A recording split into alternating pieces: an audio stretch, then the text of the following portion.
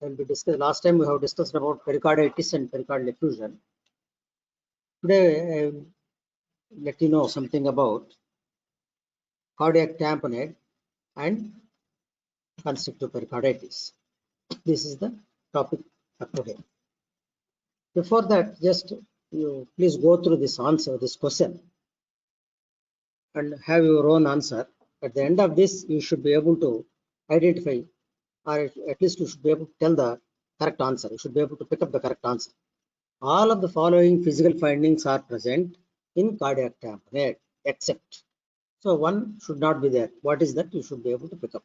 It's tachycardia, elevated JVP, Kussmaul sign, inspiratory drop in systolic blood pressure of more than 10 millimeters of mercury, and inspiratory rate, that's tachypnea, more than 20 minutes, 20 per minute. So of these, one is not present in cardiac tamponade. I think at the end of the session, you should be able to identify the correct one. So let me start with cardiac tamponade, a tense pericardial effusion. What is this? See, pericardial effusion that significantly impairs the diastolic filling of the heart is called as cardiac tamponade. See, before going to the cardiac tamponade and constrictive pericarditis, let me tell you something about the basic physiology of the cardiac filling. See, what happens is, normally the pressure in the right ventricle and left ventricles are different for a normal heart. This is the normal physiology, because the right ventricle supplies the pulmonary circulation. The only function of right ventricle is supplying blood to pulmonary circulation for oxygen, and then filling the left atrium through pulmonary veins. So it is a low pressure circulatory state, circulation. Whereas the left ventricle has to pump blood to various channels, to cardiac, renal, hepatic, musculoskeletal, so many systems, brain, etc. So it is pumping blood to the high pressure circulatory vascular beds. So basically the function of right ventricle and left ventricle are totally different. That's why they are facing different pressures circulatory vascular beds. Right ventricle is facing a low pressure vascular bed, that is pulmonary, whereas left ventricle is facing a high pressure multiple vascular beds, which themselves also the pressure will differ. So in that way, the vascular, the pericardium, the pressures within the heart, the right heart and left heart, are different. This is normal. As I already told you, the pericardium is not going to either obstruct or cause any hindrance to the ventricular filling, either right ventricular filling or left ventricular filling. Now, what happens in effusion, tamponade, and constrictive pericarditis? So, the normal physiologically, the filling pressures of RV and LV are different. Now, what happens when the fluid accumulates in the pericardial cavity? This fluid, in view of the presence of fluid, it tries to exert pressure on the ventricles equally, on both left ventricle and right ventricle. It also depends upon the rapidity of filling. For example, a rapid filling of pericardium, for example, following a stab injury, the pericardium gets filled with a hemopericardium. Then rapidly the pressure rises. Even a small amount of, say, 100 to 150 ml, patient will become symptomatic. Whereas in case of chronic effusion, even 1 to 2 liters or 2.5 liters also, patient may remain asymptomatic. So these two things you should keep in mind. So the rapidity of collection into the pericardium and the amount of fluid, the amount of hindrance it is causing to the RV and LV filling are the factors which decide whether the patient is going to be symptomatic or not. So this is the normal physiology. Now let us come back to the physiology of tamponade. In tamponade, what happens is, As the pericardial pressure rises, intrapericardial pressure rises, the filling becomes difficult, both RV and LV. At one stage, the RV and left ventricular end diastolic pressures becomes equal. So please understand, because of the raised intrapericardial pressure, the intraventricular pressures becomes equal. The diastolic RV and left, that is right ventricular and left ventricular end diastolic pressures becomes almost equal. Whereas physiologically they are different. They are raising like that, and when they become equal to intrapericardial pressure, the filling becomes difficult. So this is what is happening in pericardial tamponade as well as in pericardial constrictive pericarditis also. So in pericardial effusion, tense pericardial effusion leading to tamponade and constrictive pericarditis, because of the raising intrapericardial pressure, the intraventricular pressures becomes equal. That is, the diastolic left ventricular and right ventricular end diastolic pressures becomes equal. It is not normal physiologically. So what is the impact of this on the patient? As the ventricular filling pressures becomes equal, the intraventricular filling becomes difficult. So when the intraventricular filling becomes difficult, to maintain cardiac output, the venous pressures has to elevate. If the venous pressures elevate only, then it will permit the filling of the left ventricle and right ventricle. So increased venous pressures is one. Number two is, as a part of compensation, the ventricles also try to contract vigorously and enhance cardiac output. So supernormal cardiac output, that is ejection fractions, can be recorded in this particular patient. Normally, the ejection fraction is around 60 to 70, whereas in the early compensatory phase of tamponade, even 80 to 90%, the EF will go to 80 to 90%. So in any patient, when you are doing an echo, if the EF is supernormal, this is one particular clinical hint that you should suspect tamponade. So when you are doing an echo in a patient who is asymptomatic also, if the EF ejection fraction is high, like 80 to 90%, probably this is a clinical hint for you to make a diagnosis of tamponade. So please remember this. This is one clinical panel for you to make a diagnosis. Because of the supernormal ejection fraction, the left ventricular end systolic volume also will get contracted. So this is the basic physiology of tamponade. So in cardiac tamponade, the normal right ventricular, left ventricular end diastolic pressures, which are different, becomes equal. As they become equal because of the raised intrapericardial pressure, the venous pressures gets elevated, the filling becomes difficult. At one stage, it may not be possible to fill the ventricles because of the raised pericardial pressure. This is the point where the patient will go for cardiogenic shock, or patient may also develop syncope, patient may go for severe hypotension. Until that, the blood pressure may be maintained because the cardiac output and peripheral vascular resistance is the one which made. So blood pressure is a product of cardiac output and peripheral vascular resistance. So as the peripheral vascular resistance rises, cardiac output falls, but BP is maintained until late, when the left ventricular and right ventricular filling pressures becomes almost impossible to fill because of the raised intrapericardial pressure, what we call as tamponade. So basically, there is a difficulty in diastolic filling in pericardial tamponade. This is the basic clinical pathology of pericardial tamponade.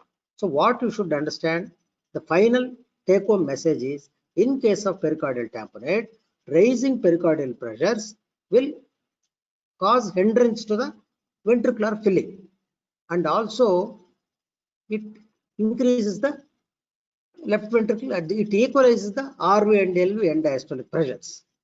Meanwhile, there may be supernormal ejection fraction as a compensatory mechanism. This is basically the pathophysiology of tamponade. So now, how the patient presents? Patient presents with dyspnea, breathlessness. There may be orthopnea also. Usually, these patients will not have paroxysmal nocturnal dyspnea. Of course, chest pain, as already described. As the patient is going for hypotension, patient will have diaphoresis, that's sweating. Patient will have breathlessness.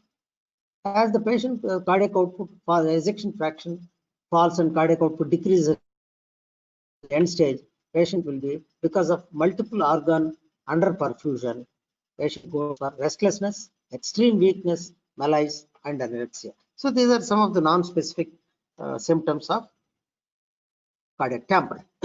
The important clinical findings by which you can make a diagnosis of cardiac tamponade are: number one is blood pressure. The blood pressure, as I already told you, the pulse pressure is narrowed because the filling becomes difficult. So, as a late sign, the blood pressure will, first of all, it will be normal. Then gradually, as the cardiac, the right and left ventricular perfusion, diastolic perfusion becomes difficult, it comes down. Then, if you record the blood pressure, most of these patients will have pulsus paradoxus. There may be tachycardia. What is this pulsus? See, this pulsus paradoxus is an important sign of cardiac tamponade. What is this pulsus paradoxus? How to measure this pulsus paradoxus? When to suspect? See, if you palpate the patient, his pulses, as I already told you, the pulse pressure is narrow because of the effusion in the early part. As the cardiac output decreases, patient will be having a low volume pulse. Normally, even though the pulse volume is low, it should be regular. But in this particular patient, when the pulse volume is low, you will have an irregular pulse. And you auscultate simultaneously, you come and auscultate the patient, his heart rate and his rhythm is normal.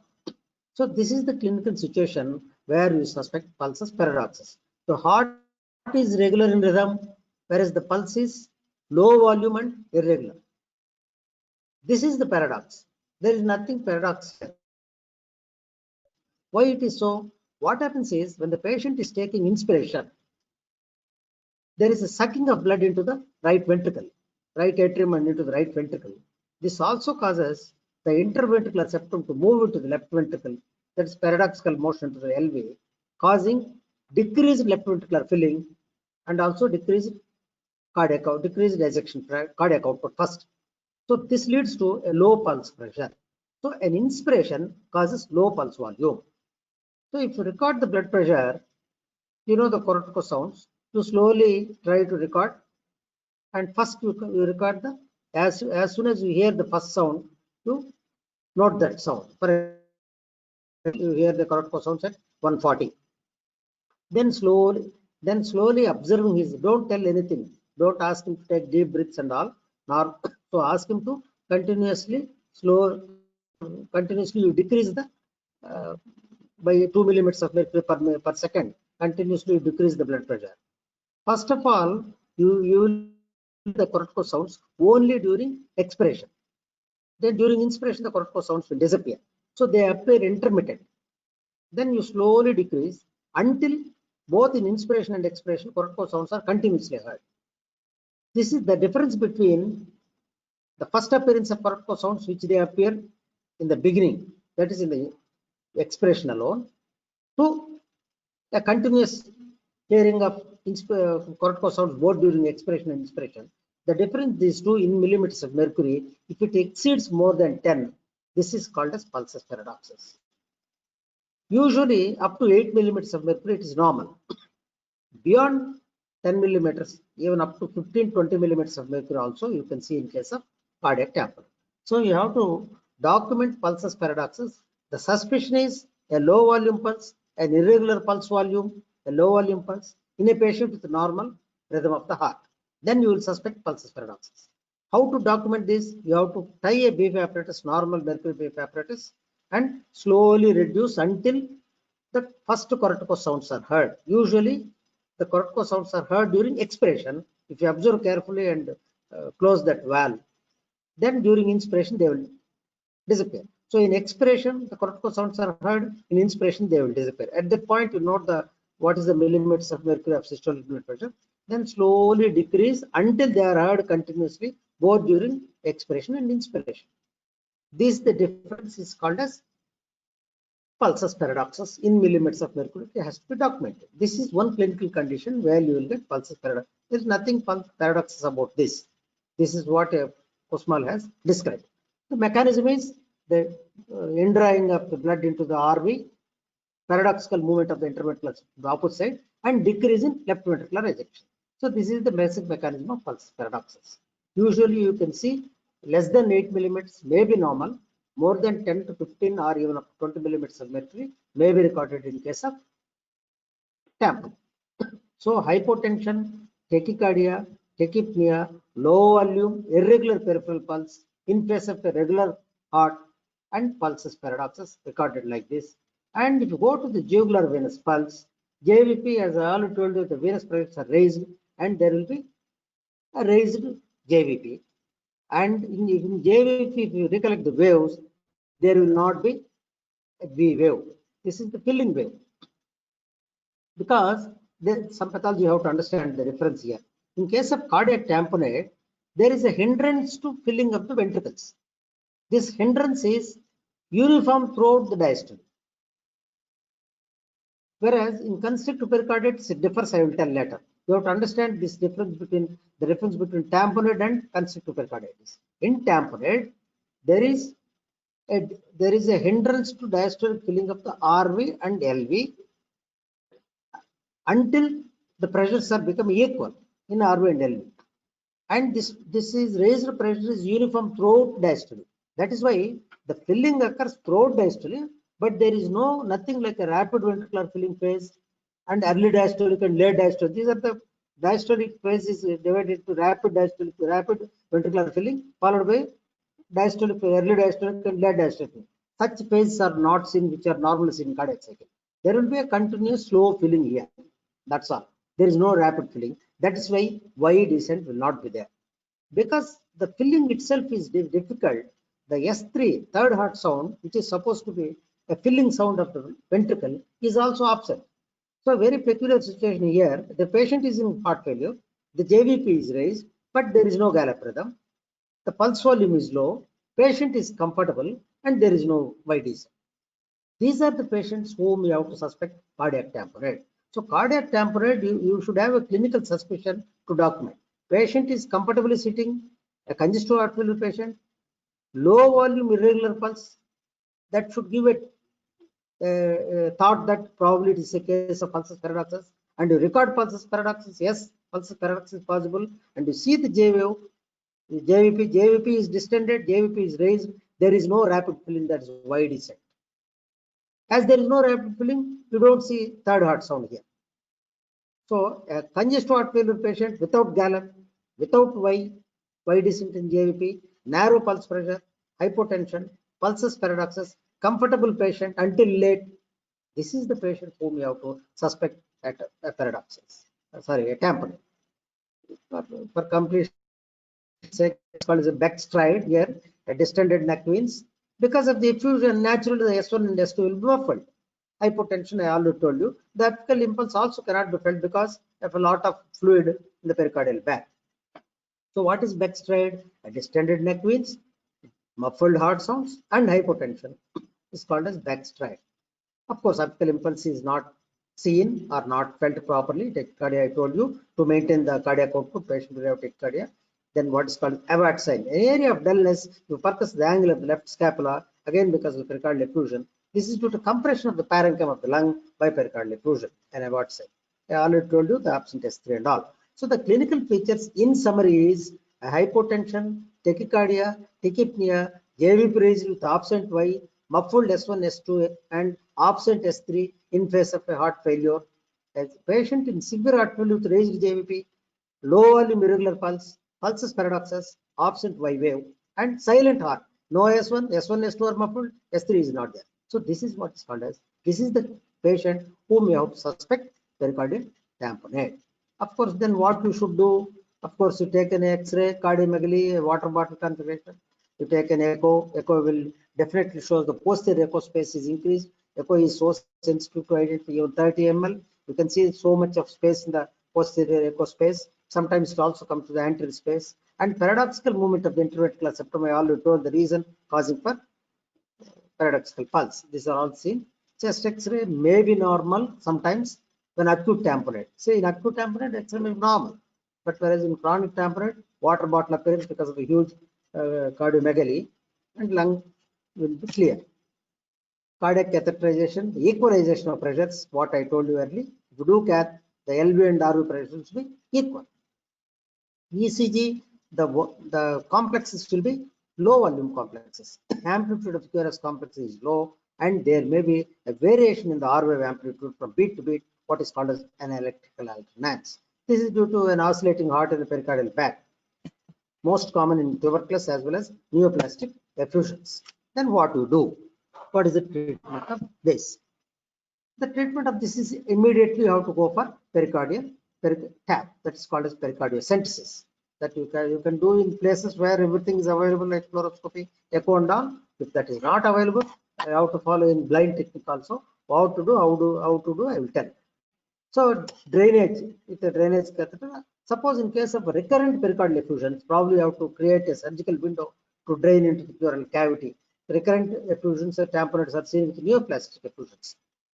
Or if it is very persistent and recalcitrant, you have to go for pericardiectomy. That is idiopathic chronic pericardial effusion is one condition where you may have to do pericardiectomy. Then now, how to do pericardiocentesis? Ask the patient, if possible, sit in a 45 degrees angle.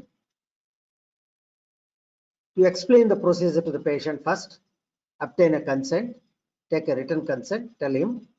Then you have to sterilize the area, drape the area, anesthetize the place.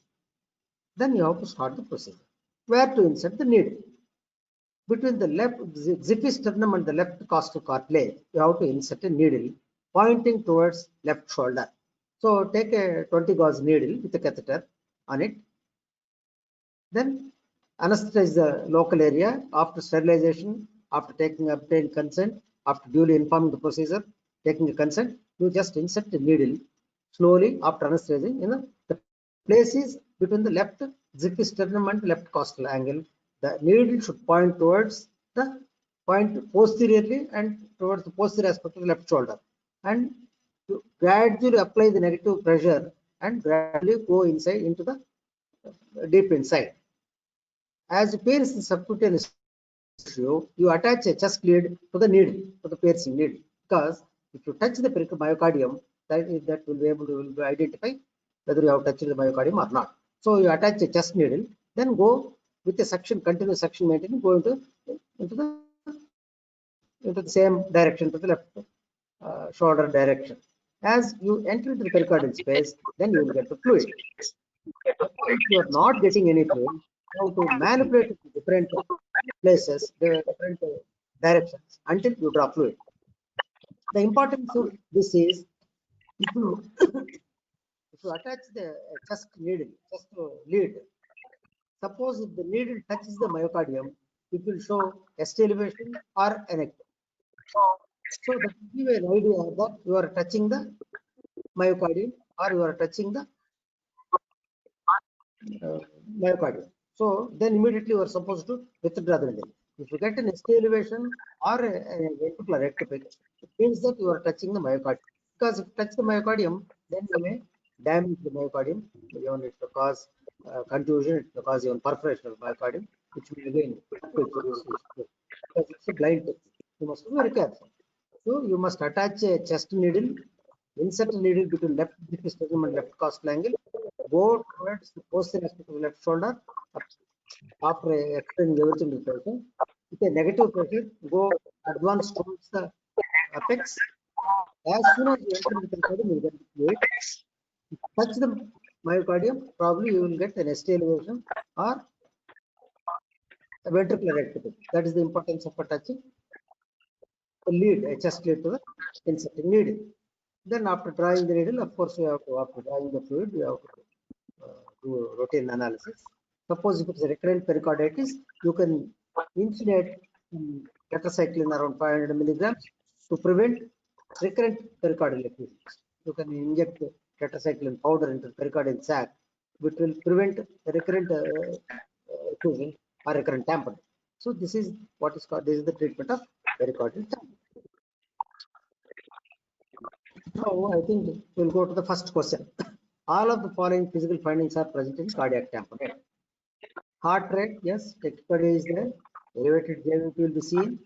The small sign we have not discussed, so it should not be there. Inspirator drop, yes, that is pulses paradoxus and respiratory. So except the small sign, all are present in case of cardiac tamponade. So C is the answer.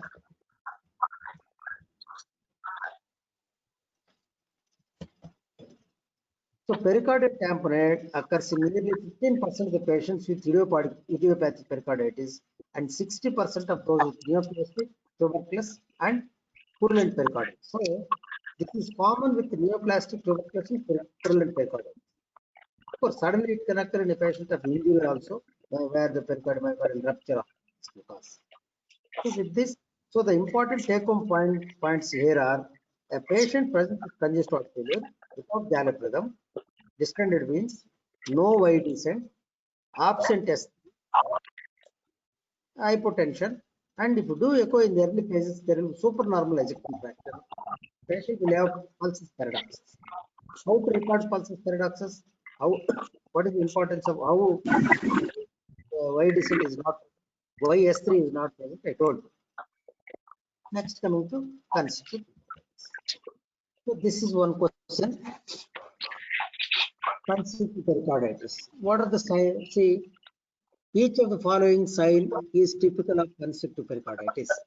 Small sign, hepatomegaly, early diastolic pericardial knock, elevation and equalization of intracardiac diastolic pressures, jugular venous distension with rapid Y descent, all or none. You just go through this question. You should be able to answer at the end of the session. So what is this constrictive pericarditis? Constrictive pericarditis is a fibrous scarring and adhesion of the pericardial layers, because of which the potential space gets obliterated and cause the pericardium becomes rigid, thickened, elastic, and it decreases distensibility of all four chambers. See, usually the pericardium will not come in the way of movement of the cardiac chambers. But now, because it's becoming fibrous, become thick, elastic, and rigid, something like plastic, the distensibility of whole chambers becomes difficult, because this the extends, it becomes like a coat, thick coat. It prevents the ventricles from freely getting filled, adequate filling during diastole, and causes increased venous pressures and decreased stroke volume. See, if you recollect the cardiac tamponade, in both the conditions, there is a problem for filling. There, because of the uniform increase of fluid, the raised intrapericardial pressure is causing hindrance to the ventricular filling. Here, because of the rigid, thick, elastic nature of the pericardial sac, this is becoming difficult. In both the conditions, there is difficulty in filling during diastole. Of course, filling occurs in diastole alone. In both the conditions, the problem is there is difficulty for ventricular filling. When there is a difficulty in ventricular filling, the blood gets accumulated in the venous system. That is why there is a raised JVP in both the conditions. Naturally, the output will become suffer. So stroke volume decreases and cardiac output fall. There will be hypotension in both the conditions. Then how it differs? The difference is in case of pericardial effusion, there is an uniform decrease throughout the diastole. There is no rapid ventricular filling. The filling pressures are continuously high throughout diastole. But whereas here, because of thick inelastic one, during the myocardial contraction, that is what we call systole, this pericardium is also pulled along with the myocardium into the in the thoracic cavity. Then in the early diastolic phase, this bounces back. So when the pericardium bounces back because of the elastic nature, there will be a rapid ventricular filling in the beginning, followed by a sudden cessation of ventricular filling. See, this is the difference. In case of tamponade, the ventricular filling is uniformly decreased throughout diastole.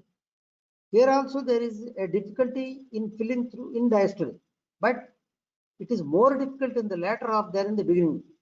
In the beginning of the diastole, there is a rapid filling followed by sudden cessation of diastolic filling.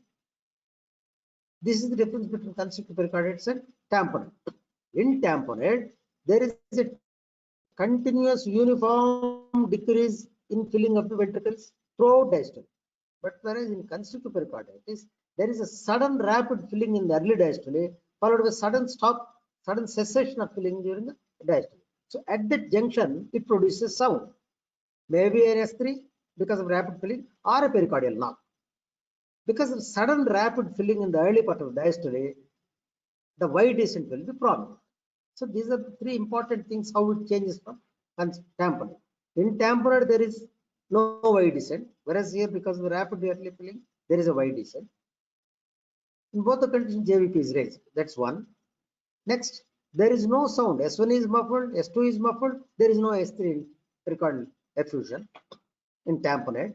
But whereas in constrictive pericarditis, because of the sudden rapid early filling and sudden cessation, this produces an S3 or a pericardial knock. Following the second sound, that is in early diastole. Of course, in both the conditions, it is elevated. Pulsus paradoxus may also be present here also, but where here it is around 40% of people will get this. So let us go into the clinical presentation diagnosis. So here what happens is the JVP is raised. The Kussmaul sign. This is an important sign. As the patient takes inspiration, because sudden cessation of filling, rest of the volume gets accumulated in the venous system. So there is normally the jugular venous pressure, the pulse level will fall during inspiration. But whereas here, in case of constrictive pericarditis, whereas inspiration will cause a raise in jugular venous pressure. So this is called as Kussmaul sign. Because of inspiration due to increased venous return, causing a stagnation, is not getting filled in the ventricles. The pericardial knock, I told you, the early diastolic filling sound occurs 0.06 to 0.1 seconds after the second sound. So the pericardial knock is a diastolic sound heard in the left parasternal area. The lungs are clear because the lungs are protected here because there is no effusion. See, when the right ventricle is where the effusion is more than the left ventricle alone, you will get a pulmonary edema. Pulmonary edema cannot occur here because right ventricle is not dominant here. It is not getting so much of cardiac output or input into the right ventricle is very low. That's why the lungs are clear. And patient presents with like a right heart failure with hepatomegaly, ascites, pedal edema, absence, and pulsus paradoxus may present in 40% only. Usually, it's not present in many. So patient presents like a right heart failure patient or like a cirrhotic patient with ascites and pedal edema. So differential diagnosis restrictive cardiomyopathy, obstruction, given right heart failure, hepatic disease, that's CLD, and right ventricular dysfunction. So X-ray is clear lung fields, slightly enlarged heart may there. Pericardial calcification may be seen sometimes because it's a chronic process. ECG may be normal, sometimes shows low voltage complexes. It's only non-specific. Echo usually will not show a normal pericardium because normal pericardium is only 2 millimeters in thickness. Normally, it's not seen by echo unless it is thickened more than 4 millimeters. So the pericardium which is more than 4 millimeters, which is thickened and calcified, can alone be seen by means of an echo, and rapid early diastolic pressure and attenuated late diastolic filling can be viewed.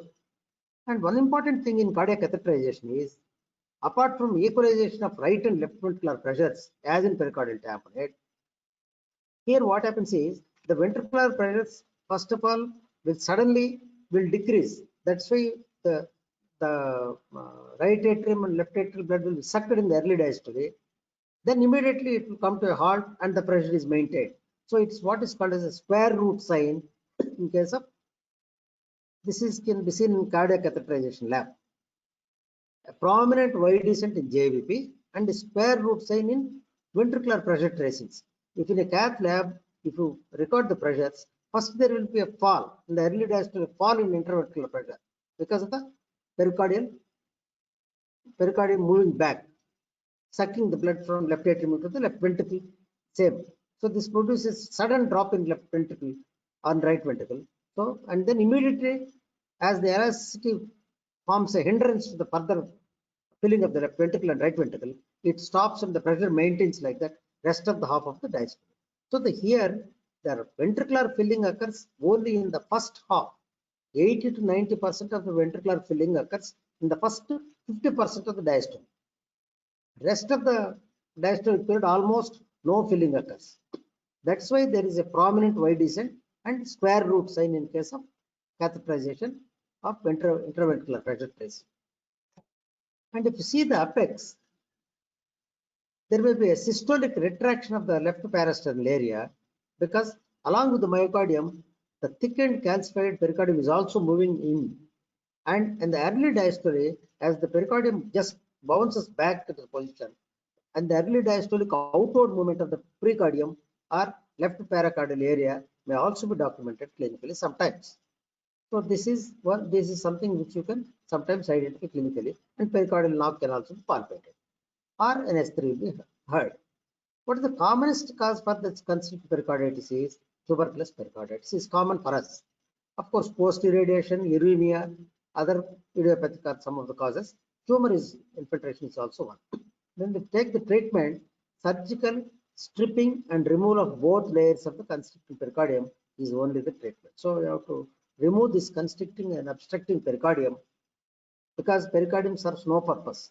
The exact cause for pericardium purpose is nothing.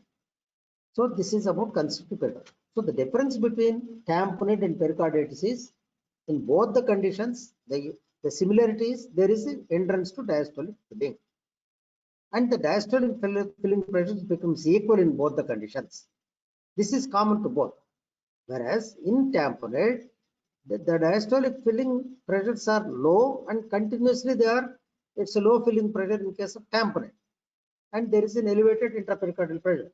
Whereas in case of constrictive pericarditis, in the early part of the diastole, there is a rapid filling followed by almost cessation of filling. Because of this, there is a Y descent here in JVP. There is no Y descent there. Because of the rapid filling, there is an S3 here. There is no S3 there. And there may be a pericardial knock here. There may not be there. Of course, pulsus paradoxus can be seen in most of the cases of tamponade, some of the cases of constrictive pericarditis.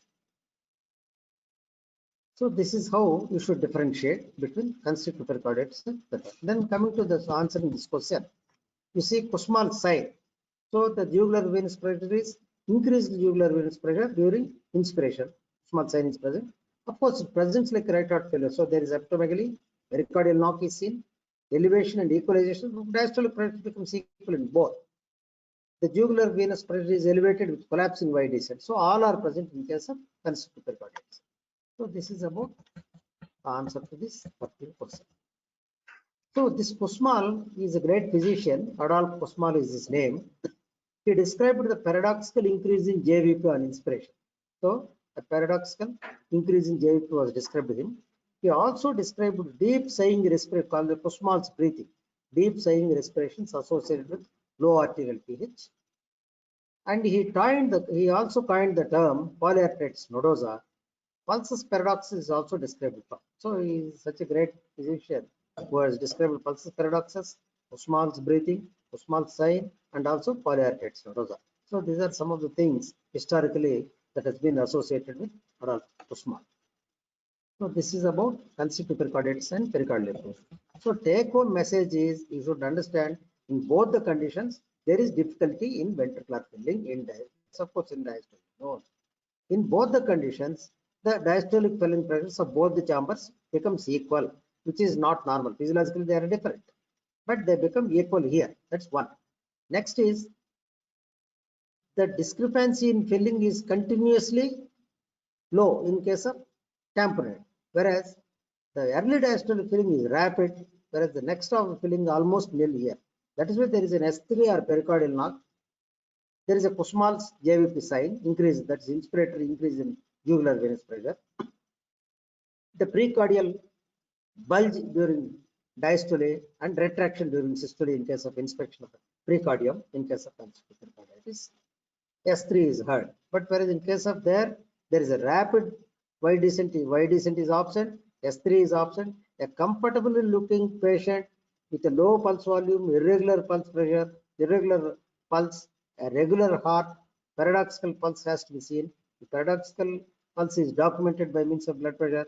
then this is one particular condition where you have to suspect tamponade. The treatment there is pericardiocentesis. Here, pericardiectomy has to be done. So this is in brief about pericardial tamponade and constrictive pericarditis. Thank you.